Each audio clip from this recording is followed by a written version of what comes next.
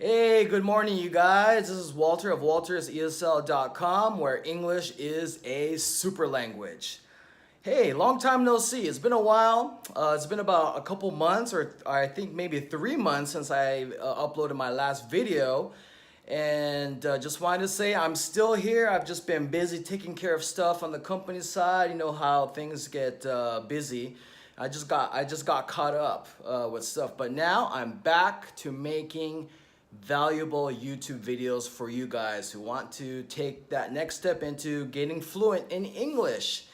So before I head off to the gym, I'm sorry, I'm in my gym clothes right now. Before I head off to the gym today, I wanted to share another video that I took a couple months back with a good friend, Tommy. Tommy and I, we go back about 20 years, and he's actually a bilingual as well. And he was born and raised in LA, and and he speaks, of course, English and Thai. So we interviewed for about 20-30 minutes, and we talked about just a lot of things that will help you out. So check it out. We filmed outside in a beautiful location in Los Angeles. So I hope you enjoy the video, and I hope you gain some value and some insight. So here we go. Let's start the video.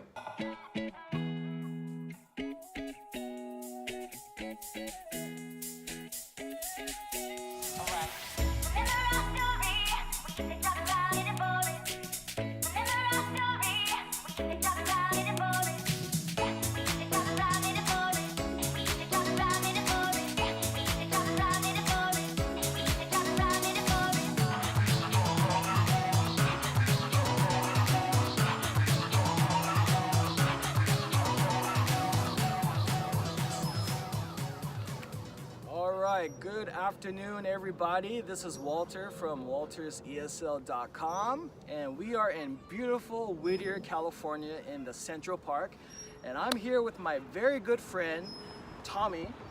Say hi. Hello, everybody. Hey. And today we're gonna just interview Tommy for about 20-30 minutes, and we're just gonna talk. And so, Tommy, introduce yourself. Okay, so my name's Tommy. I was born and raised in LA, and I'm actually been friends with Walt for maybe 20 years now. Yeah, we met when we were like 18. 18, yeah, so like 20 19, years. yeah. Yeah, so 20 years ago. So I grew up in Southern California, and I've lived here all my life. You know, my parents came from Thailand originally back in 1978, and grew up. Me and Walter's cousin actually went to the same school for like the majority of our grade school years. Oh, that's right. Yeah, and Yeah. so then after we graduated school, we all kind of went our different ways, but luckily we all were able to keep touch. And the last few years, I became a registered nurse, so I work in a hospital in LA, and I help our veterans, the ones that served our country. Yeah. So that's my regular job, and I'm a photographer on the side, and I'm a teacher at school on the side. So, you know, You're doing a lot. Yeah, yeah. The LA lifestyle is very, for a lot of us, it's so busy. Yeah. You're doing a lot, and then you're trying to still like balance your social life and everything on the side, and do your workout and get your exercise in and everything. Cause Right. everyone in LA wants to look good, and yeah. So That's how it is. Yeah. exactly. So, tell me, Tommy, like when you were growing up in your household, did you only speak English? Did you speak Thai as well? Yeah. Or are you actually bilingual? Yeah, I'm bilingual. Oh, okay. Yeah, I speak Thai at home, and I speak English at home sometimes too. Just really depends on the context. Like sometimes my parents will feel more comfortable speaking English about certain things. Oh, really? But Wow, then interesting. the funny thing is, like when they want to like not have other people understand what we're talking about, then they'll switch over to Thai. My But, parents were the same way. yeah, when they would like talk, you know, their adult stuff and about stuff that they don't want to tell me, they speak in Japanese. You know. like I notice that comes into play like when you go buy a car. Like you're talking, you're trying to negotiate, and then you're in English with the salesperson, and your parents are like do do do do do, and the salesperson's like, okay, I'll just wait till they're finished. But Right. but yeah, so it comes in handy being bilingual. Really, it's and I think as time goes by, you realize that it's such a very important thing to have. Right. It's a very interchangeable skill that you can use anywhere, and no one can take it away from you. So Do you actually use like Thai at your work, or? at my last few hospitals, yes, because we have really? all different sorts of patients. But Oh, at the okay. hospital I'm at, we're working with vets, so they're all English speaking. I see. Yeah. Wow. So do you ever go back to like Thailand and visit relatives and stuff like that? Yeah, I went back into Thanksgiving, and when we were there, like it was 100% Thai the whole time. Nice. So they can tell I wasn't from Thailand, originally, but I was able to get by with what I knew, and but I think there's some different accents and stuff that kind of come with when you're a primary English speaker when you go to Thailand. But I was able to get by, and the interaction is definitely different when you speak to someone that's native to that country. They're more open to you about talking about things than. Oh, is that right? Yeah, and because if you're speaking English to them, sometimes they just don't have the words to describe what they're. Ah, I see. Culturally, right? Culturally, exactly. Yeah, same thing in Japanese. There's so many things that you can't really translate directly. Right. In English, right? Exactly. Wow. So, what part of Thailand are your relatives from? Sure. Are they from Bangkok? Are they from? Yeah, so they're from a place called Ubon. It's Ubon, and it's in northeastern Thailand, so it borders Laos, the next country over. Oh, okay. So they actually speak two dialects. They speak mainland Thai language, which is like the equivalent of like the universal Thai. So that's like Bangkok. I So see. that Thai is what I speak to them. Yeah. But they have their own dialect. So Okay. it's a little different. I think that if you were from Bangkok, you can probably understand some words, but a lot of words are very different than traditional Thai. Oh, interesting. Yeah. So I don't speak that. I can try, but I'd be pretty bad at it. Nice. Thanks, Tom. So, Yeah. let's talk about like hobbies. And one of my passions is playing Japanese drums. But before that, I used to be into cars, fixing up cars and stuff like Yeah. that. Mhm. And I know Tommy, you love cars as well. Yeah, So yeah. let's talk about your car hobby. Yeah. So when I actually met Walter, we were fixing up our Hondas, like what every younger San Gabriel Valley child does when they're growing up. But That's right. But and we had our own little group, our little social group, and yeah, we kind of grew into that together. It was kind of like our own little. I don't even think it's like a fraternity, but it's really just a group of us just hanging out all the time. You can count Friday through Sunday. It's pretty much just for us. Yeah, it was kind of like it was like a unique like subculture here in Southern Definitely. California. Just fixing up your cars, hanging out with your buddies, going out to like a Chinese cafe afterwards just to hang out. Yep, exactly. And it was good times. It man. was, yeah, it was Yeah. amazing. And then a lot of times we'd hang out at our parents' place. They'd rather have us there than be out too late at night. Yeah. And I felt bad. Like we would be like at our friend's house until like 2-3 in the morning, just making a ruckus. yeah, And I feel so bad now. now it's like we're older. Yeah. We're like, oh yeah, if we had kids now, well, we want them to do the same. Hell no. So we Kick have them very out. forgiving parents for sure. Absolutely. Yeah. So Yeah. So after the car thing, actually, really, it's evolved during the years. Like I still love working with cars, and everyone knows that I change cars every few years. Now I do it in multiples instead of just one at a time. So it's wow. it's a very expensive hobby, but it's what I love and I enjoy doing. So Yeah. But yeah, besides that, yeah, that was our biggest thing growing up, was just working with cars all the time, and I think that kind of brought us all together because we had something in common.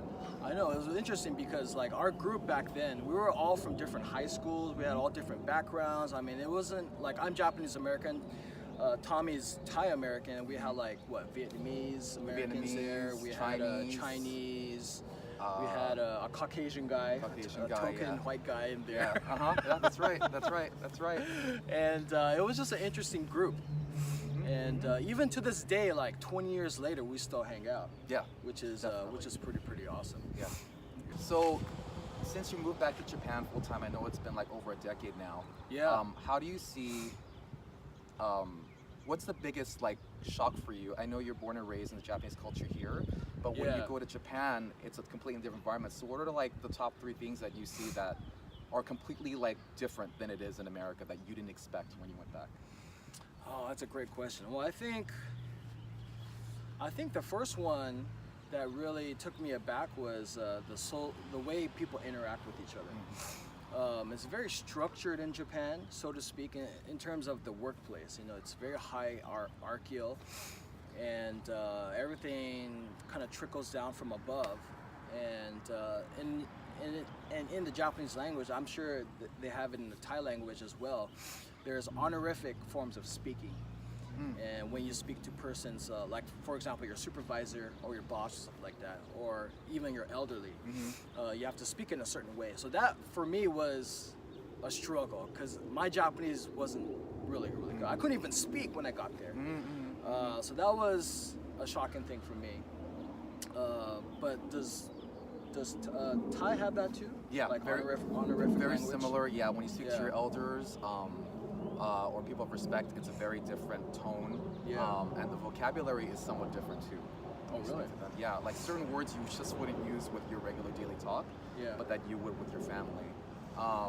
And the way you address them and the way they address you is also different. And part of the Thai language that's also, you kind of have to have some judgment in who's your elder, who's not your elder. Because How do like let's say like my aunt, Okay.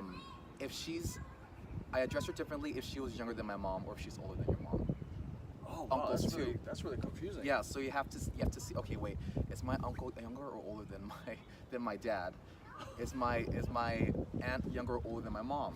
So you address them differently. Oh, okay. Yeah. So but after one time, obviously you get it. But then we yeah. also call our friends' moms and dads. We address them in the same style. So then that's when you have to judge for yourself. Like, are they older than your mom or younger? You don't want to offend.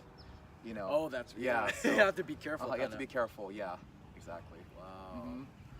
Yeah. Another thing that's really different in Japan is like sometimes I feel like I can't be myself. You know, I grew up in America, grew up in the States, and everything is really open out here. Yeah, it's true. And you can't really be 100% open in Japan because it's a really conservative society, conservative culture. So sometimes I get stressed out. You know, I can't really express myself in the workplace, or, you know, my Japanese isn't perfect either. So sometimes, you know, when I want to portray something to someone, I can't. You know, and that really frustrates me.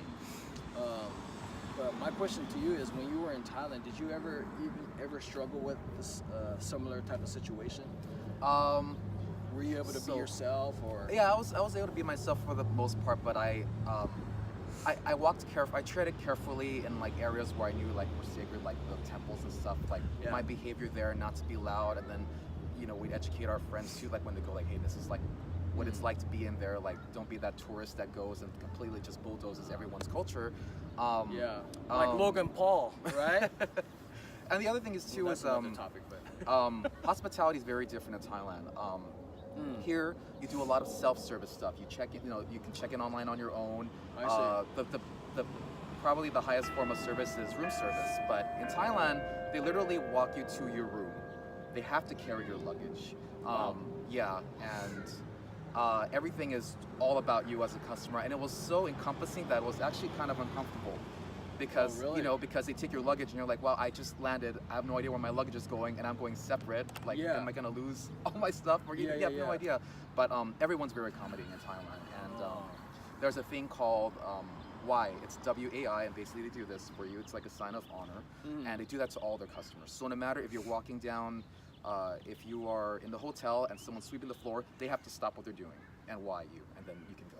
Wow. So it's so you're treated very well in Thailand, and that's kind of like Japan. Yeah. Like you check into a hotel or like a really old style Japanese inn, and you're greeted by the owner, who's usually a man, a couple, a man and a woman.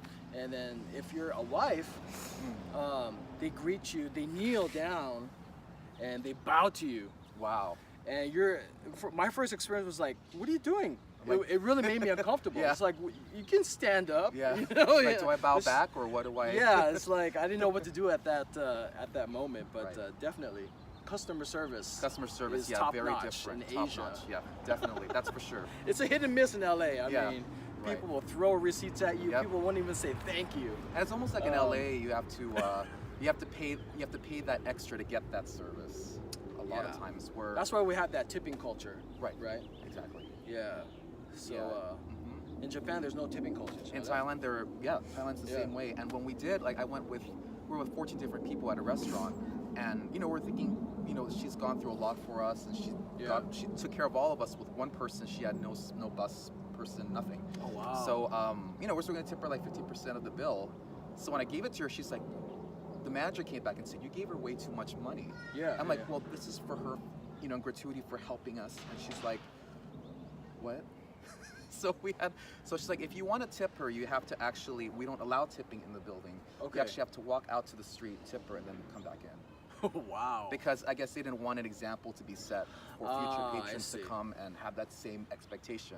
Yeah. So I'm like, oh, you know, but she was happy because that was her day's worth of wages in one tip. And you know, the Thai monetary system and the American is very different. When you go from here to there, you can get a lot for your U.S. dollar. Money can go a long way. Definitely. Yeah. All right, so Tom, for our viewers out there, our students out there, can you give them like a piece of wisdom, like a piece of advice? If they want to improve their English, improve their language skills, what do you think is the best step to do that? I think the most important thing, and it applies to learning anything, is I think first you have to be aware of yourself and your surroundings, but then also be very observant of how people interact with each other and in what context they're in. Because sometimes you'll see people interacting with others differently than someone else. Sometimes it's a serious situation, sometimes it's a funny situation. But I think part of learning a different language and culture is being aware of where you stand in the culture. And you know, also kind of having some humility for yourself, knowing that you don't know their culture, and also then being open to asking questions and to really just respect their space and be aware of what they're doing in the context. And I think that is, no matter what situation you're in, whether it's language or just culture, that'll get you a long way and people will respect you more. Absolutely. And do you think culture is a big part of learning a language? Do you think learning a culture is necessary to be fluent in a language? Huge, humongous. I think they go hand in hand. You can learn a language and without the culture piece might apply a different tone of language in the wrong setting or the wrong situation. Right. So culture plays a huge role, and I think you can also get an appreciation for how the language came about by learning the culture as well. Absolutely. Well, great. Thank you so much, Tom. Of course, Walter. Thank you so much for having me. Yes, same here. It's been great catching up with my man, Tom.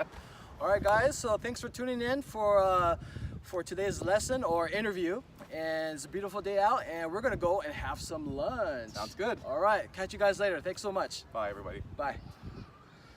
All right, cool, man. Cool. It works. Excellent.